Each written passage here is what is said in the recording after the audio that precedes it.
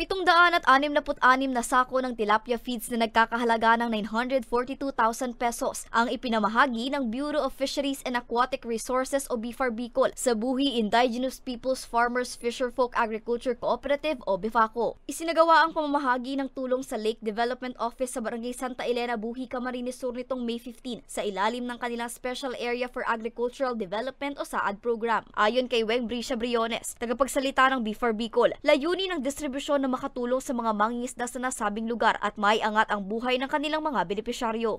Actually po, itong SAAD program, iba-iba po yung mga interventions na ipinamimigay ng programa. Ang maganda naman po dito ay kung ano po yung need nila, yun po yung ibinibigay ng aming ahensya. So kumbaga, nakabase na siya dun sa kung ano yung kailangan ng ating mga mangingisda.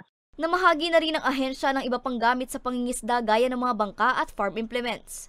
BIFAR naman ay ang aming goal at ang aming layunin ay talagang makatulong para maitaas ang antas ng kabuhayan ng ating mga mangingisda. Dahil the BIFAR SAAD Phase 2 program, ito po yung main goal talaga niya, makatulong at ma-convert namin into entrepreneurs or mga negosyante ang ating mga mangingisda. Siniguro rin ng opisina ng BIFAR Bicol na tuloy-tuloy ang kanilang pagsusumikap para maabutan ng tulong ang mga mangingisda sa rehiyon. Para sa mga balitang Tatak Bicol, Angeline Dagta.